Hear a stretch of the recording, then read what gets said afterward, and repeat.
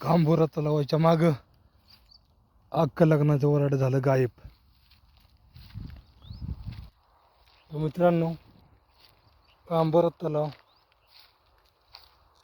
व तिकडचं वातावरण हे अतिशय घनदाट जंगल व त्या भागात अतिशय रहदारी व गावं अतिशय कमी होती. त्या भागात जाणं येण्यासाठी खूप कठीण होतं, कारण त्या भागामध्ये पाऊस खूप असायचा. त्याच्यामुळे दळणवळण, राहणीमान व शेती ही खूप कमी असायची. तर तिथे जो कांबोळा तलाव होता, तिथे एक आख्यायिका खूप प्रसिद्ध आहे किंवा भूती. मी माझ्या लहानपणी माझ्या मित्रांबरोबर असे आम्ही गप्पा मारत बसायचो, हे करायचो. तरी अंदाजे 5वी-6वी असायचं. तर एक माझ्या मित्राचे एक आजोबा होते. त्यांनी ही घडलेली गोष्ट सांगितली. त्यांनी गोष्ट काय सांगितली की कांबोरा तलावाच्या मागं अख्ख्या लग्नाचं वराड गायब झालं. तर मित्रांनो, आपण लहानपणी आपल्याला असं वाटायचं की बघा, हे खरं सांगतात, खोटं सांगतात. पण काही काही जे मोठी माणसं होती त्यांच्या अनुभवाने किंवा पूर्वीचा काळ होता, पूर्वीच्या काळामध्ये अशा काही गोष्टी घडायच्या किंवा काय. तर ही एक आपण गोष्ट समजून घेऊया, त्या गोष्टी आपण शिकून घेऊया. ह्या गोष्टीतून आपल्याला अंधश्रद्धा पसरवायची नाही, पण त्या काळी कशा घटना घडल्या असतील त्या आपण ह्या निमित्ताने पाहूया. तर माझ्या मित्राचे आजोबा होते शंकरराव. यांनी सांगितलं की कांबोळा तलावाच्या मागे एक अमावस्याला लग्नाची वरात चालली होती. सुभानराव आणि मंगल ह्या दोघांचं लग्न होतं. ते तिथं शेजारीच 8-10 किलोमीटर अलीकडं नवऱ्याचं गाव होतं आणि आणि पुढे नवरीचं गाव होतं. कांबोळा तलावाच्या मागून एक छोटंसं जंगल आणि टेकडी होती. त्या टेकडीच्या मागे पाठीमागं तिकडं नवरी मुलीचं गाव होतं आणि त्या गावात लग्न होतं. तर मित्रांनो, अलीकडं कसं असतं, सकाळी एका दिवसाचं सकाळी साखरपुडा लग्न फोन करतो, पण पूर्वीच्या काळी दळणवळणाच्या व वाहतुकीची सोय नव्हती, साधनं नव्हती. व त्या काळी 2-2 दिवस, 3-3 दिवस लग्न चालायचे पूर्वीच्या पद्धतींप्रमाणे. तर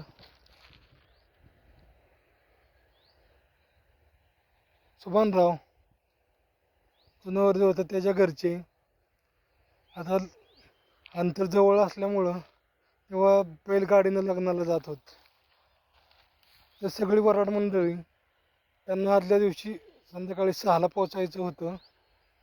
त्या काळी लाईट नसल्यामुळं त्यांनी सगळ्या बैलगाड्यांना, एक 8-10 बैलगाडी, त्या काळी आपल्यासारखे ट्रक, टेम्पो, रिक्षा नसल्यामुळं बैलगाड्या, छकडे, टांगा का अशानं प्रवास करायचे. तर एक 8-10 बैलगाड्यामध्ये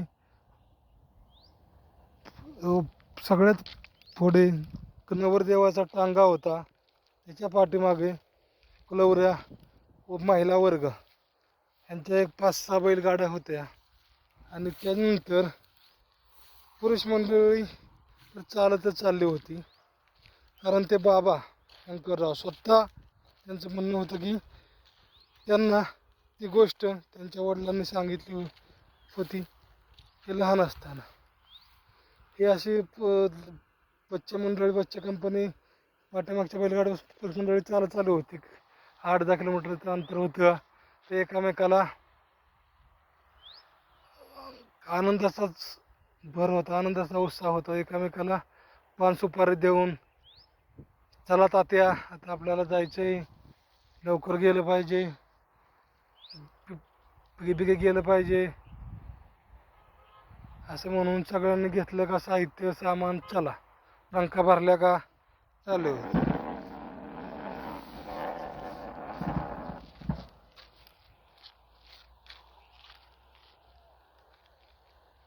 तर मित्रांनो,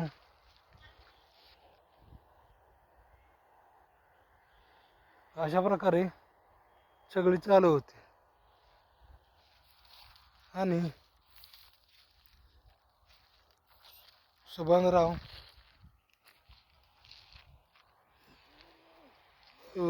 पहिल्या बैलगाडीमध्ये होता आणि नेमकं दुसऱ्या दिवशी लग्न होतं आणि आदल्या दिवशी अमावस्येची रात्र होती. तर अमावस्येची रात्र असल्याने त्यांनी बैलगाडीच्या खाली लिंबू उतरून टाकलं व ते चालू लागले. पण जे जागा तिथे चालली होती कांबोळा तलावाच्या मागं, ती पूर्वीपासून प्राचीनपासून अतिशय खराब डोंगर टेकडी वस्ती होती. तिथे पूर्वीच्या काळी तिथं अशा काही दयनीय घटना घडल्या होत्या, त्यामुळं लोक तिकडे जात नव्हते. म्हणजे काही लोकांना बा तिथं काही दुसरं दिसलं किंवा काय अशा गोष्टी दिसल्या, त्यामुळे ती लोक तिकडे जात नव्हती. तर आणि काय व्हायचं त्या गावापूर्वीचं त्या टेकडावर काय करायचे पूर्वीची लोक, जे लहान मुलं असायची त्यांचा दुर्दैवी अंत झाला तर ते जाळत नाहीत आपल्या शास्त्राप्रमाणे, तर त्यांना तिथं खे करायची, पुरायची. तसं टेकड होतं. आणि तिथं काही लोकांनी जाळून घेतलं होतं किंवा तिथं काही लोकांचं सुसाईड झालं होतं किंवा सुसाईड पॉईंट त्या ठिकाणाला म्हणत होते. तर अशा ठिकाणी जायचं खरं अवघड होतं. पण तिथं गेल्यानंतर अचानकच ते सगळं बराड मंदिर चालू होतं. 6 पासून रात्री 9 वाजले तरी ते चालताय, त्यांच्या ठिकाणाला पोचतच नाही. त्यांना चकवा लागल्यासारखा लागला हे झाला. आणि त्यातनं काही वेळा बैलगाडीचे बैलांना किंवा प्राण्यांना अशा गोष्टी कळतात मित्रांनो. तर बैल सगळा सैरावैरा धावू लागली, गाड्या पडल्या, लोक पडली, नवरदेव पण पडला, गाडीतनं पहिलं प्राणीकडे तिकडं पळू लागली, लहान मुलं ते पडली, पहिलं प्राणी, छकडे, गाड्या सगळं इकडे तिकडे पडायला लागलं. सगळं वातावरण एकदम तंग झालं. कुणाला काही सुधरत नव्हतं, काही झालेलं. आणि अचानक जशी टेकडी वर येऊन त्यांनी टेकडीवर येऊन खाली कसा धरणीकंप होतो कशी तर तशी अख्खं लग्नाचं वराड मित्रांनो तिथं गायब झालं होतं. ते शंकरराव सांगत होते ते लहान असताना त्यांचे वडील पण त्याच पद्धतीनं गायब झाले होते. तर मित्रांनो, अख्खं लग्नाचं वराड गायब झालं. तिथं ही अशी एक दंतकथा आख्यायिका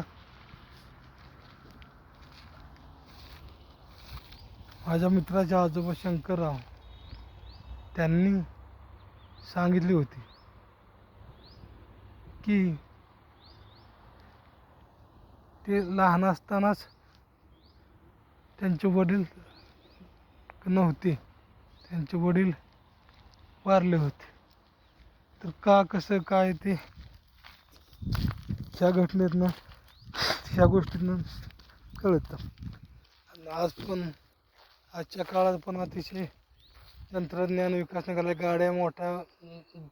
मोटार गाड्या, JCB कुठून कुठं जात आहेत, सुरुंग करत आहेत, रस्ते होत आहेत, सगळं होत आहेत. पण अजूनही ती जी जागा आहे कांबोरा तलाव त्याच्या मागं, अजूनही अमावस्येला व इतर अशा चढायच्या भरायच्या देऊ शकून जात नाही मित्रांनो. अशी ही कथा मी ऐकली. ही कथा तुमच्यासोबत शेअर करावी मला वाटली. कथा कशी वाटली अवश्य कळवा.